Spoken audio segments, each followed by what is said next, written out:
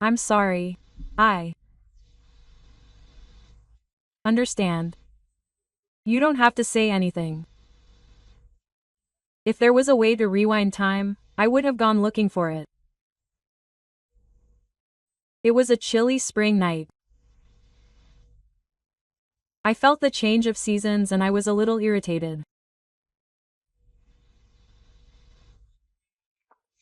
I've been working hard since I was a child to become a professional soccer player. My efforts and skills were recognized and I became a professional, and until recently I was a member of an overseas team. There were times when I felt difficult, but I still love playing soccer. But 2 months ago I got injured in an accident during a match. My husband told me that even if I recovered and returned, I wouldn't be able to play the same way as before. If I couldn't play to my satisfaction even after trying hard to return, I would give up gracefully. I told myself that and ended my life as a player. When my injury had healed, I returned to Japan for the first time in several years. When I feel the change of seasons, I really feel like I'm back in Japan. As I gazed out the window at the night sky with a dazed expression, someone suddenly called out to me from the window opposite. "You're quite mature. Are you acting senile?" The person who called out to me was my childhood friend Yuko, who lives next door. She also just moved back to her parents' house a month ago. She's not feeling bad. "So you're looking pale? Isn't that out of character? Forget about other people and go to bed early. It's already late. I just can't sleep." "You too, right?" "Well, yeah. When I was a kid, I didn't think much of it, but it's beautiful."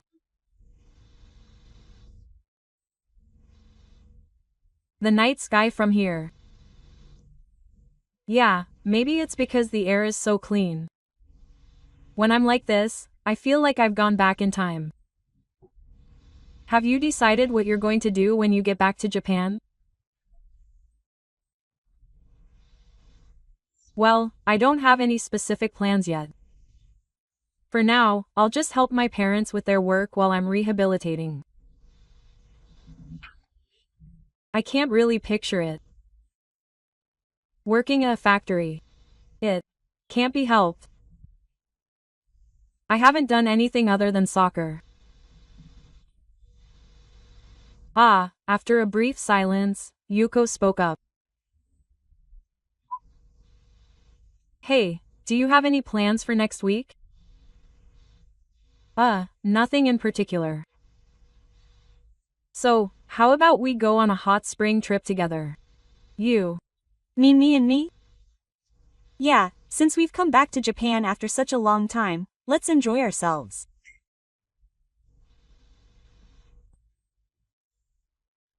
Isn't that something you do with family or a lover? Or maybe a friend of the same sex? My mom won an invitation in a lottery, but the deadline is approaching. You're the only one I can easily invite. Even if we go together, we'll be taking separate baths. Is that okay? Huh? We can rent a private family bath, but do you want to take a bath together? You Idiot. That's not what I meant. Just kidding. We used to take baths together a lot. It was decades ago, but that's totally fine. Well then, I'm looking forward to next week, so good night. Oh, hey. I was forced to make plans. I was a little confused, but I quickly changed my mind, thinking that it would be fine since it was Yuko, who I knew well. The next day, I went on a hot spring trip with Yuko.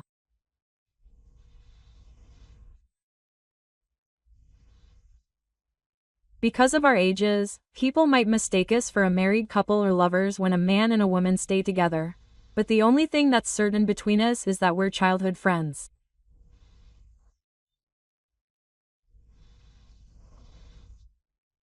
With a complicated expression on his face, he happily accepted being treated as a couple. It feels good after all. How does it feel like Japan? Oh, it's kind of calming.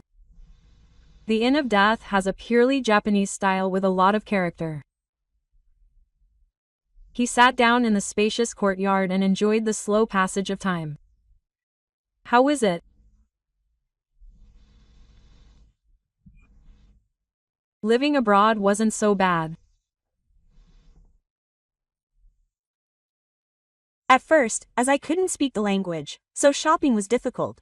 But once I got used to it, I was able to live a decent life, and the portions were controlled by quantity, so it wasn't too much of a problem, but the food was different from Japanese food and it wasn't very tasty. The Japanese atmosphere was strong throughout, but all he talked about was food. There was no sex appeal. Sex appeal? It would be strange to expect that from me.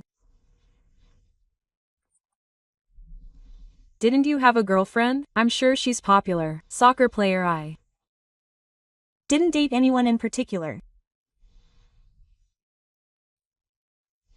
I had some women I got along with, but I didn't have any particular desire to get married, and I wanted to focus on soccer more. So you were having fun. Well, I wouldn't trust someone who approached me in a somewhat sexual mood. You've always been very cautious. He was handsome and good at soccer, so he was quite popular, but in the end he never dated anyone. I didn't have time for that. People fawn over you when you're doing well, but when you're doing badly, they turn away like a complete opposite. When I see such pathetic behavior, I never want to trust anyone.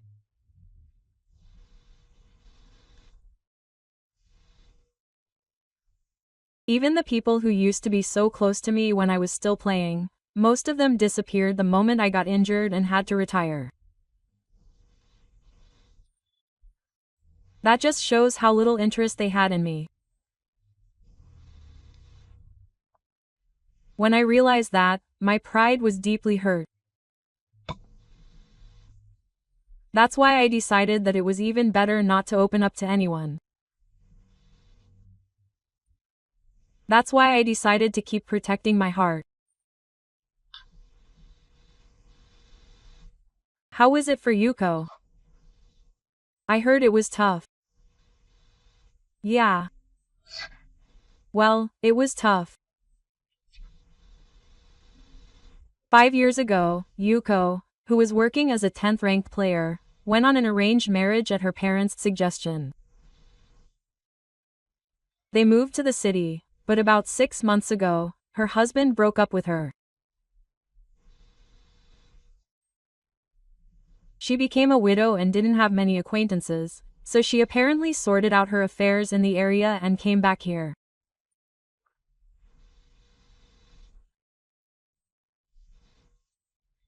After meeting and getting married, I felt somewhat happy, and I vaguely thought that this is how families and married life are for everyone.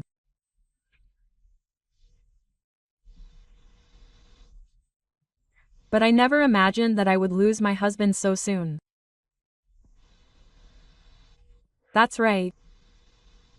But you were happy, weren't you? The time we spent together. Yuko remained silent when I asked her, and just gave me a lonely smile.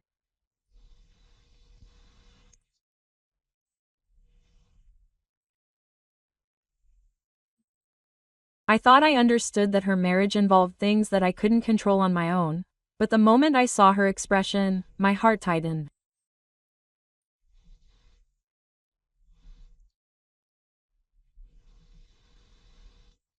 My life has been mostly at the mercy of my father. I feel like I've made countless choices of my own. Yuko's father was a very strict man. He cared about Yuko as a single person. He also seemed to interfere quite a bit in the men she dated. Apparently, the man Yuko chose as her partner was an elite banker and a promising young man.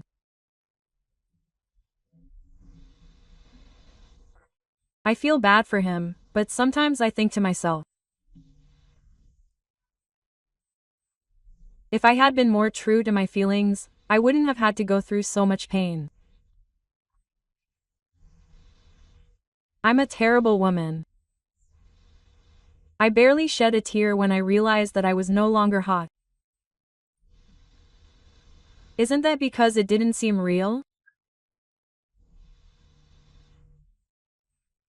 Because she wasn't someone I truly loved and got together with. I swallowed the words that were about to come out of my throat at Yuko's words. I had a vague idea of what she meant by the words she was hesitant to say. There was a time when we liked each other enough to realize it, but we never went beyond mutual feelings.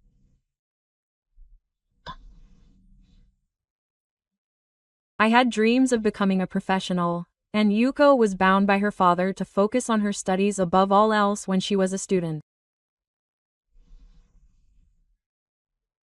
So we went our separate ways without ever dating. When I decided to transfer overseas, Yuko had just become a high school student. I couldn't bring myself to be so selfish and ask her to follow me when she had worked hard to get there. I was really shocked when I heard that Yuko was getting married. But I had no right to be hurt because I couldn't tell her how I felt at the crucial moment.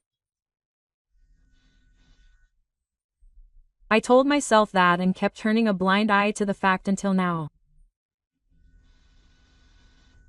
Should I go back to my room now? If we continue talking any longer, we'll get deeper into it and I won't be able to keep my composure. I turned my back on Yuko, forcing the conversation to end. It was hard to see Yuko's lonely face any longer. Good night then. After dinner, we returned to our respective rooms from the meeting venue.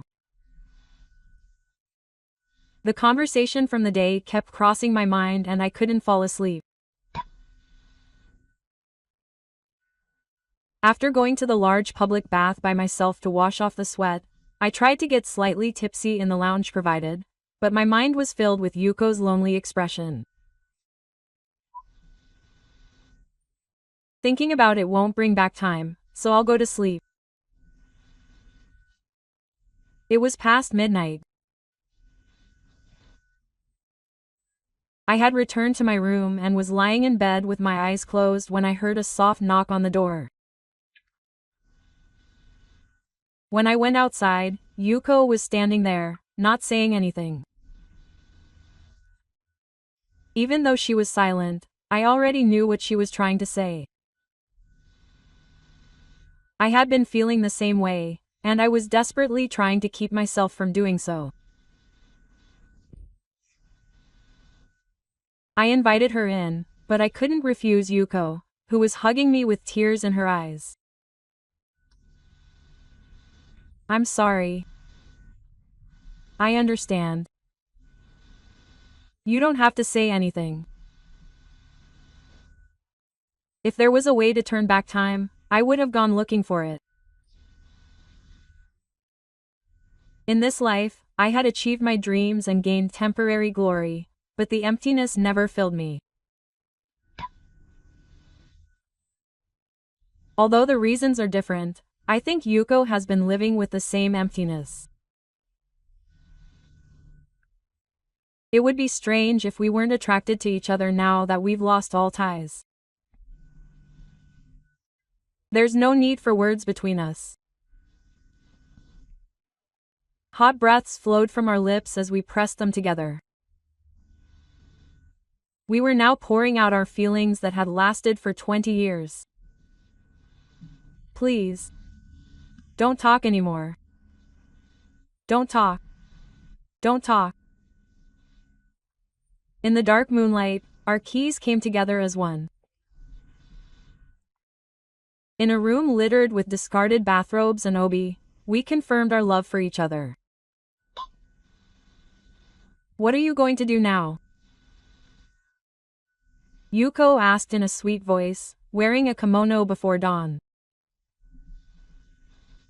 I haven't decided on anything specific, but I'm going to move away from my parents' house.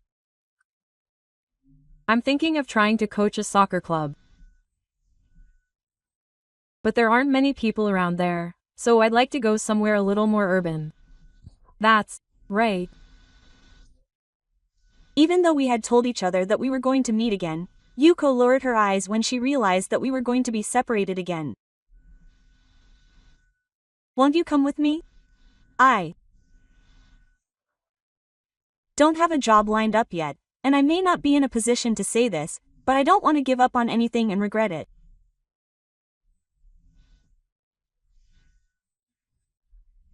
I've always regretted not having spoken my mind properly while chasing my dreams, so there's no reason for me to stay at home. Then come with me. I need Yuko. At those words, Yuko's eyes filled with tears. She finally said it. I'm sorry for getting so thin. I won't leave you again, promise. Another kiss, instead of a deep promise. I quietly savored the happiness of being able to touch the person I love.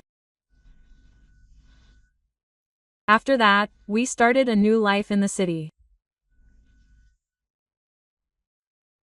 Yuko started working at the animal hospital as a teacher again, and I coached soccer for a club team.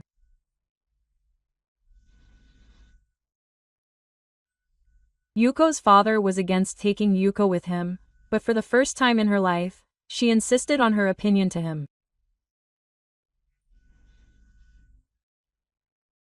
Her courage inspired me to return to a job where I could be involved in soccer in earnest. With Yuko by my side, I feel motivated to do my best. She is the source of energy that drives me now. Hey, let's go to a hot spring again. Maybe next holiday or something. Okay, but you like it, don't you? You still have something left to do about going to a hot spring. Something left to do? Family bro. We can go in together next time. You're teasing me. Again. No one can tear apart our relationship where we can laugh together brightly. No matter what anyone says, we'll realize our happiness as just the two of us from now on. Our lives will start anew from here. There aren't many stars in the sky when I look at it from the city, but I don't feel as empty or lonely as I did back then. The person I care about from the bottom of my heart is here with me like this.